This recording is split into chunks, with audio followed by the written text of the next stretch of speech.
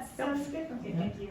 This is such a happy day, and I am so delighted and grateful for everyone who's come here today. So thank you so much. This is really wonderful. It's wonderful to be gathered here to celebrate the extraordinary artwork of a truly exceptional artist. I've recently discovered a poem by Gertrude Stein, and it really helped me to focus what I wanted to say today. And the poem is called, we have to remember Stein writing in the beginning of the 20th century, If I Told Him, a Completed Portrait of Picasso, which is just a great title. So it's a marvelous poem, and I feel like I'm going to need to go back to it again and again. It begins, if I told him, would he like it? Would he like it if I told him? And the ending, unfortunately, it's a very long poem, and I need to move to the end, but the ending is truly monumental. They cannot, they dote, they cannot, they as denote. Miracles play fairly well, a well as or as presently. Let me recite what history teaches. History teaches. In many ways, this is the outstanding lesson that is coming home to us in the 21st century. Let me recite what history teaches. History teaches.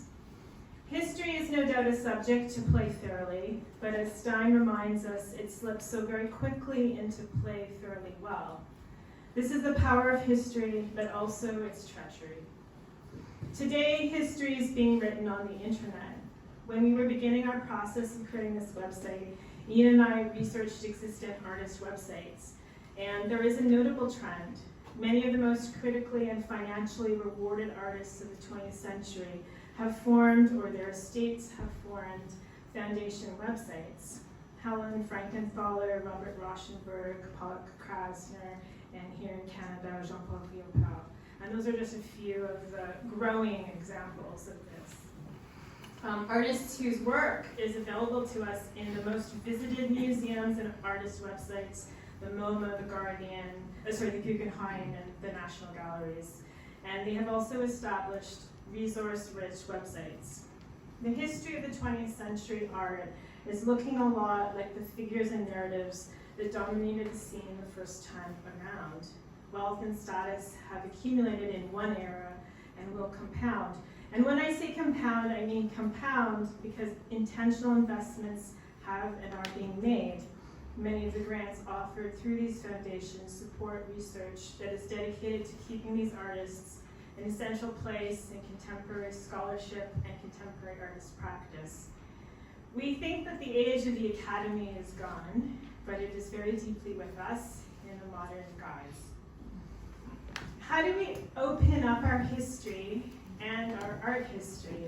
How do we show the rich intensity of contradictions that is the 20th century and hold this up as a challenge to the linear sequence of cause and effects that so regularly tries to reassert itself? History is an important subject in Hendershot's work. As an art student trained in avant-garde principles and theories, she was entirely conscious that she was working against the trajectory of the history being told in her day. A history in which abstract expressionism and later pop art were the apotheosis. By moving, at least on the surface, into richer illusionism, she was quite literally painting herself out of history, painting herself out of a story that she found doctrinaire and conformist. She would paint another story.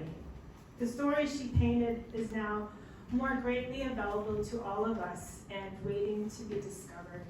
It is a story that brings a woman's experience to the center of the dramatic action.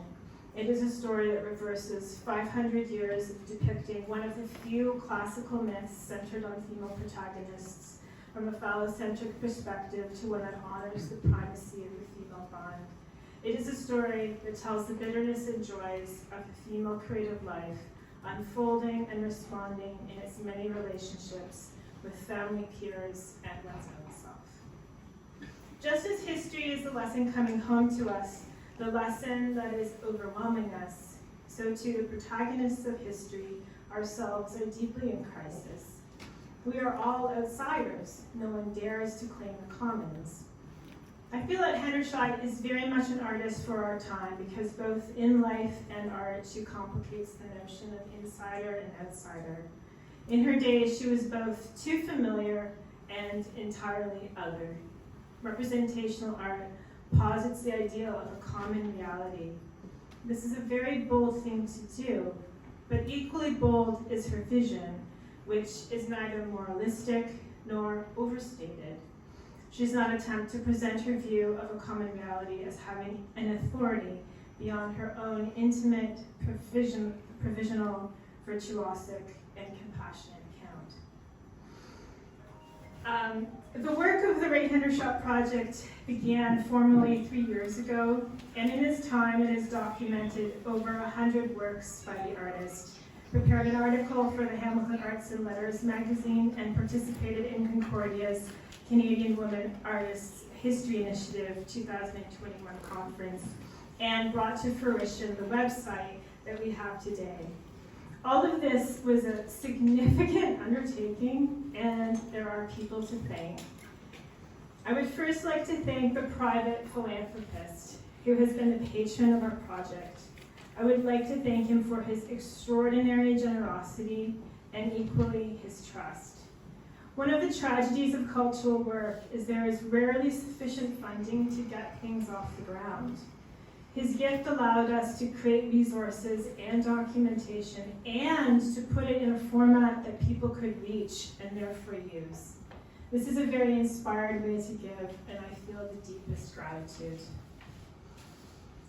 For the past 3 years, Donna McDonald has been our project manager, but this isn't entirely apt because not only was she our manager and the ideal boss, there wouldn't have been a project at all without her.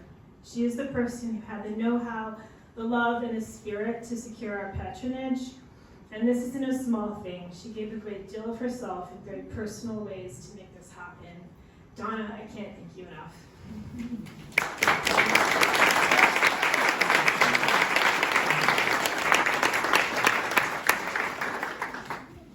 The Dundas Museum and Archives has been our institutional partner. Kevin Pedister, the curator and general manager here, is a wonderful example of a fairly rare phenomenon in senior cultural administration, maybe any senior administration. He is both level-headed and generous in spirit, and we thank you so much for your exceptional support.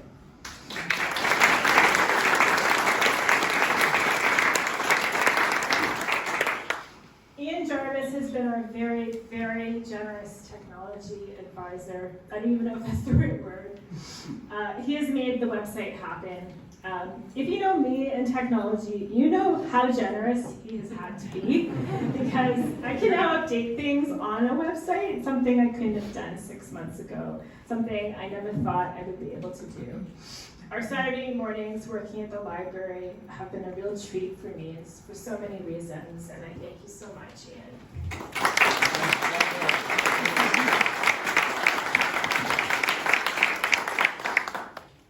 McDonald has been a source for so much in this project. She has so generously made available all the material that is required of history. The personal letters, the journals, the sketchbooks, the art, the story, and the details. She has done this with so much trust, and I'm so very grateful. If I go on about my mom and her contribution, I'll probably cry. And Rose has forbidden me to cry, so I'm going to stop there. She didn't say anything to me. For the last 2 years, I've been the researcher, writer, and general doer of things for this project, and I would like to make a few personal things. I would like to thank my father for his unconditional support for all my work. I know that not everyone has a person in their life like that, and I'm very fortunate. I would like to thank my cousin Joan, who taught me how to use Excel, and also thank her for her support.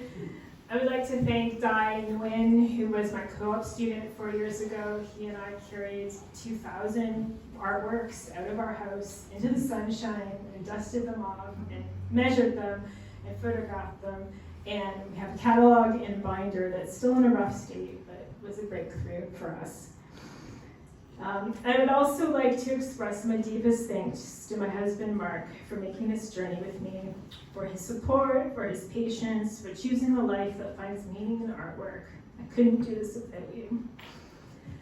And lastly, I would like to thank my 3 daughters for their spirit of family and collaboration. They have cooked and folded and looked after things and made it all possible and worthwhile. So I'm so full of gratitude to all these people. But what I would also like to close on is the Rae Hendershot has included these wonderful people, but it is our hope in creating this website that it will include many more. That will include teachers and students and writers and curators and critics, but most importantly, all of you and the people who are art-loving public in Canada and hopefully beyond. So thank you so much for coming today and celebrating this moment. And I'm going to pass it over to